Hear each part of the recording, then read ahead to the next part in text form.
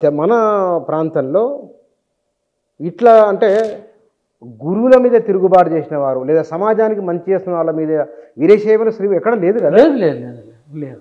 ఆ. ఇక్కడ ఈ పరం ఈ పరంపర అంటానంటే బ్రదర్, ఇక్కడ నేను చెప్తున్నా, దేవుడి కంటే దైవానికంటే తమను ఏ విధంగా నిరూపించుకుంటే మాకు లబ్ధి ఉన్నది, లాభం ఉంది, సీట్ వస్తుందా, డబ్బులు వస్తాయా, అధికారం వస్తాయా అనే దాన్ని దృష్టిలో పెట్టుకొని చేస్తున్నట్టు. వీళ్ళు నిజమైన భక్తులు కాదు. నిజమైన భక్తులు అంటే ప్రేమ అభిమానంతో మనుషులు మారుస్తారు తప్పితే, ఇప్పుడు ఒక గుండాగాడు ఉంటాడు సార్ ఒక ఊరిలో, వాడు గుండాగాడు రౌడీజం చేసినంతసేపు భయపడుతూ ఉంటారు కొంతమంది, ఆ లోకల్గా ఉన్నాడు. వాడు సచ్చిన్నాడు వాళ్ళే పోయి వాని షో మీద థూ అని చూస్తారు. కానీ ఒక సచ్చిన తర్వాత మనిషి ఇంకా అయ్యో ఇంత అద్భుతమైనటువంటి ఇంత సమాజ సేవకుడు ఇంత గొప్ప వ్యక్తి చచ్చిపోయాడు అంటే కన్నీళ్ళు కార్చే వాళ్ళు ఉండరు ఇక్కడ. నేను అందుకే బుద్ధుడు ఏమంటే ప్రేమతో ఏదైనా జయించవచ్చు. ప్రపంచం జయించాడు బుద్ధుడు. ఆయన ఉన్నండి కొన్ని ఆయన చనిపోయిన తర్వాత ఆయన అన్యాయులు, అక్కడి నుంచి మొదలు అశోకుడు, అక్కడి నుంచి మొదలు అంబేద్కర్, వీళ్ళందరూ ఎందుకు బుద్ధిజాన్ని వాళ్ళు ప్రిపేర్ చేశారండి? ఎప్పుడు 2500 సంవత్సరాల క్రితం పుట్టిన బుద్ధుడు చనిపోతే ఇప్పటికెందుకు బౌద్ధం అంతటా విస్తరిస్తుంది? కెనడాలో కానీ సౌత్ ఆఫ్రికాలో కానీ ఆస్ట్రేలియాలో కానీ అమెరికాలో కానీ ఇప్పుడు బౌద్ధం కావాలంటారు. ఎందుకంటారు? గన్ కల్చర్ వచ్చింది కదా. ఎందుకు వచ్చింది అదంతా? ఈ గన్ కల్చర్ పోవాలంటానంటే ఈ శాంతి, సౌభ్రాతృత్వం, ప్రేమ ఇవన్నీ కూడా ఈ బుద్ధిజంలో ఉన్నాయని ఒక భావన వచ్చిన తర్వాత అందరూ బుద్ధిజానికి అట్రాక్ట్ అవుతున్నారు. అట్లా ఇప్పుడు సత్యాన్ని సత్యంగా చూడాలి. ఇప్పుడు ఇది ఇక్కడ మా సందర్భం వచ్చింది కాబట్టి అంటున్నాం. ఈ మధ్యకాలంలో దళితుల మధ్య కూడా మీరు మనవాదులు అంటే మనవాదులను తిట్టుకున్నారు కదా, మరి వీళ్ళకి పరిష్కారం ఏమిటి? ఇది కూడా చాలా మంచి ప్రశ్న. అసలు ఇప్పుడు రిలవెంట్ ప్రశ్న ఇదే అన్నగారు. ఒకవేళ మనవాదులు మనమని అనుకోవడంలో అసలైన మనవాదులు సంతోషపడతారు. కాగల కార్యక్రమాన్ని గంధర్వులు తీరుస్తారంటే ఎట్లా సంతోషపడతారు, అట్లా ఆ మనవాదులు అసలైన మనవాదులు సంతోషపడతారు. ఎందుకంటే ఈ మనువాదం అనేది ఏంటంటే అది ఒక ఎయిడ్స్ లాంటిది. అదేంటి అంటే అంటుకుంటే పోదు, అది సచ్చదాకా వదలేదు. అట్లా ఇప్పుడున్నటువంటి మన కరోనా వచ్చింది కదా, కరోనా కంటే భయంకరమైనటువంటి ఏదైనా ఉందంటే అది మనువాదం. మనువాదం ఏంటిది? దాంట్లో అందరూ ఉండొచ్చు, ఫలానా అందుకే చెప్తున్నా, ఏ మాదిగోడు కానీ మాలోడు కానీ డక్కలు సింధి మాస్టర్ రెడ్డి కమ్మ కాపీ ఎవడన్నా కావచ్చు. మనువాదులు వేరే, జనవాదులు వేరే. జనవాదులు నేను చెప్పాను ఇంతకుముందు, జనవాదులు అంటే అందరు బాగుండాలి, అందులో మనం ఉండాలి అంటే వాళ్ళందరూ జనవాదులు. మనువాదులు ఎవడు? నేను, నా భార్య, నా కుటుంబం, నా ఇల్లు, నా కారు, మేము మాత్రమే బాగుండాలి అంటే నేను మాత్రమే. నేను ఇక్కడ సింగులర్, మనం అనేది ప్లూరల్. ఈ మనం అనేది ఏంటంటే జనవాదము, నేను అనే సింగులర్ ఏంటంటే అది మనువాదం. ఇట్లా ఇప్పుడున్నటువంటి ఏబిసిడీలు కానీ వర్గీకరణ ఉద్యమాలలో నువ్వు మనవాదివాన్ని ఒకరు అంటుంటే నువ్వు మనవాదివాన్ని ఇంకోళ్ళు అంటుంటారు కదా. దీని వెనకాల అసలు మీకు ఈ ఉద్యమం ఇప్పటితో ఆగిపోతే బాగుంటుందని నా ఉద్దేశం. ఏది? వర్గీకరణకు సంబంధించినటువంటిది అద్భుతమైనటువంటి ఒక తీర్పు వచ్చింది. దాన్ని బట్టి సుప్రీంకోర్టు ఇచ్చినటువంటి దీని ప్రకారంగా మరి గవర్నర్లు రేవంత్ రెడ్డి గారు అన్న ప్రకటన అయిన తెల్లారే అదే రోజు అసెంబ్లీలో మొట్టమొదలు నేను మా తెలంగాణలో ఈ యొక్క ఏబిసిడి వర్గీకరణ ఉద్యమానికి నేను చొరవలు తీసుకొని దీన్ని అమలు చేస్తాను అన్న విధంగానే మరి ఈ ఏకసభ్య కమిషన్ వేసిండు. దాని రిపోర్ట్ రాగానే అదే రోజు సాయంత్రము అసెంబ్లీలో తమ యొక్క క్యాబినెట్ని సమావేశపరిచి ఆ యొక్క ఉద్యమానికి సంబంధించిన దాన్ని ఆమోదించిన వెంటనే మళ్ళీ ఇంకోటి పెట్టారు చురుకు. ఇంకేం పెట్టారు? ఏంటి? మాకు ఇంతనేనా, మాకు ఇంకా 2 రావాలని ఒకరు అంటారు, నీకు 2 ఎట్లా వస్తాయి, మాకే ఇంకా 2 రావాలని వాళ్ళు అంటుండ్రు. ఇక్కడ ఎట్లుందంటానంటే ఇది కొనసాగాలి ఉద్యమం. ఇది ఇక్కడితో ప్యాచప్ అయితే కష్టం కదా. 30 ఏళ్ళు ఎంతో కాలం, ఎంతో సమయం, ఎంతో మేధస్సు పోయినటువంటి దీన్ని ఇంతవరకు క్లోజ్ చేసుకొని ఫస్ట్ పంచుకుందాం, తర్వాత పెంచుకుందాం, ఈ దిశగా ఆలోచన చేయాలి తప్పితే నీకు ఎక్కువ వచ్చినాయి నాకు తక్కువ వచ్చినాయి అనేటువంటి దాన్ని ఇంకా దీన్ని రాజేయకండి. ఆ రేవంత్ రెడ్డి గారు ఎంత సాహసం చేసినట్టు నేను అనుకుంటున్నా.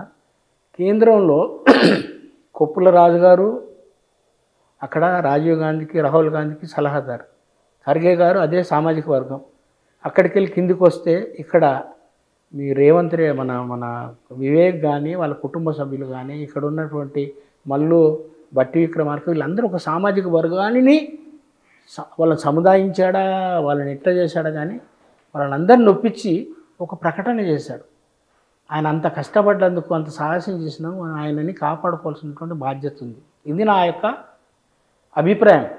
కాబట్టి ఏంటంటే మంచి జరిగినప్పుడు దాన్ని అందరము ఆమోదిద్దాం, పంచుకుందాం, తర్వాత పెంచుకుందాం. ఇప్పుడు ఏమంటారు, లేదు ముందుగా పెంచుకో. అరే నీకు ఒక్క బిర్యానీ వండి పెట్టిరండి, వండి పెట్టి తినమంటారు. తినమంటే అక్కడ పాపం ఎవడో ఒక చుట్టం వచ్చిండు, 10 మందికి వండి పెట్టారు, 11 వచ్చాడు. వస్తే ఈయనకట్లిస్తాం బాయ్, మాకు 10 మందికి అంటానంటే కుదరదు. తల ఒక పిడికడు తీసి ఆయన ఒక ముద్ద పెట్టండి. మాలోళ్ళు కూడా మన సోదరులే కదనండి, అన్నదమ్ములు అంటారుగా. మాదిగ మాలన్నలో ఇద్దరన్నదమ్ములో వాళ్ళొకే తల్లి పిల్లలు, ఒకే తల్లి పిల్లలకు వద్దురయ్యే భేదము. మాదిగ మాలన్నలో ఇద్దరన్నదమ్ములో. ఊర్లల్లా నేను విన్నా సార్, గుడ్డును కోస్తే మాదిగోళ్ళు కోస్తే మాలోళ్ళు అడలే పక్కనే తీసుకొని ఈ మన కుప్పలు వేస్తారు కదా, కుప్పలు వేస్తానికి తీసుకుపోయేందుకు మన వాళ్ళు ఉండేటోళ్ళని నేను మా రాయపోలు మా అత్తమ్మల ఊరు కాడ విన్నమాట. ఇద్దరు కొట్టు మాంసం తిన్నోళ్ళు ఇప్పుడు మేము ప్రతివతాల్లాగా మాట్లాడితే కుదరదు. అంతకంటే ముందుగా నేను ఇంకా ప్రతివతాలుగా మాట్లాడుతున్నాడు. గోవిందు అన్నారు. గోవింద అంటే అర్థం ఏంటిది? గోవింద కాదు. గోవింద అంటే గోలను కోసుకొని తినడం, యజ్ఞయాగాల పేర పశువులను బలిచ్చి దాన్ని తొడేవాడు తినాలి, మెడవాడు తినాలంటని చెప్పేసి దాన్ని మొత్తం పాలు వేసుకొని తిన్నటువంటి బ్రాహ్మణులు, ఇప్పుడు కాశ్మీర్ బ్రాహ్మణులు స్టిల్ వాళ్ళు తినేటువంటి రకమే. బ్రాహ్మణులు నీచు తినాలంటారు కదా. ఇప్పుడు మీకు కలకత్తాలకు వెళ్తే బ్రాహ్మణులు అందరూ కూడా చేపలు తినేవాళ్ళు. ఉత్తర భారతదేశంలో కాశ్మీర్లో బ్రాహ్మణులు అందరూ కూడా గొడ్డు మాంసం తింటారు కదా. మరి తినమంటని చెప్పి అంటారు. మీరు తినగా మాకు దొరకకపోతే ఆ నకనకలాడుతున్న కడుపుతో తినడానికి మొదలుపెట్టారు. అన్నీ మీరు నేర్పినాయి కదా మాకు. అట్లా ఏంటంటే ఇక్కడ మీరు ఏవైతే చేసిర్రో పాపాలు, వాటి ఫలితాలను అనుభవించేటువంటి కాలం మొదలైంది. బాబాసాహెబ్ అంబేద్కర్ ఎప్పుడైతే రాజ్యాంగాన్ని రాసి ఈ దేశానికి అర్పించాడో అప్పటి నుంచి మీకున్నట్టు వర్చస్సు, తేజస్సు, ఓజస్సు అంతా తగ్గుతూ రావడం. ఎందుకంటే మీరు చేసిన పాపాలన్నీ ఒక్కోటి బెట్టవలే అవుతున్నాయి కదా. ఇప్పుడు అన్నాడు ఆయన ఉదాహరణకి, తీన్మార్ మల్లన్న మొన్న అందరు రెడ్డిలేనా మీకన్నా అన్నీ అంటనా అన్నాడు. అంత దమ్ము ధైర్యం ఎట్లొచ్చింది ఆయనకి అనడానికి? అంటే బాబాసాహెబ్ అంబేద్కర్ ఇచ్చినటువంటి రాజ్యాంగంలో మాట్లాడే అవకాశం, స్పీకింగ్ అంటనంటే మాట్లాడుకునేటువంటి స్వేచ్ఛ, దాంతోపాటు ఉన్నటువంటి రక్షణలు అని ఉన్నాయి కాబట్టి మాట్లాడి. ఇప్పుడు దీనికి ఇప్పుడు మీరు సందర్భంలో వర్గీకరణ దానికి పరిష్కారం ఏమిటి? మరి దానికి వర్గీకరణకు సంబంధించినటువంటిది ఇప్పుడు వచ్చింది సార్. ఇక్కడ వచ్చినప్పుడు దాన్ని మనం ఫస్ట్ ఆమోదించాలి. No regrets. దానికి సంబంధించినట్టు దాన్ని ఇంకో దానికి లేదు. కొత్తలో ఇప్పుడు ఇద్దరం ఏకమై ఇంకా చాలా అంశాలు ఉన్నాయి. ఇప్పుడు ఈ ఏబిసిడీలు వీటి కోసం నీకు రాజ్యంలో ఉన్నటువంటి బాబాసాహెబ్ అంబేద్కర్ చెప్పినటువంటి స్టేట్ సోషలిజం గురించి చెప్పిన బాబాసాహెబ్. స్టేట్ సోషలిజం అంటే భూములు, జాగలు, విద్య, వైద్యం అంతా కూడా ప్రభుత్వ ఆధీనంలో ఉండాలన్నాడు. ఉన్నాయా ఇప్పుడు? మొత్తం ప్రైవేటైజేషన్, మొత్తం కార్పొరేటు, ఆఖరికి లాస్ట్గా రైల్వేని కూడా మీరు ప్రైవేటైజేషన్ చేస్తూ ఉన్నారు.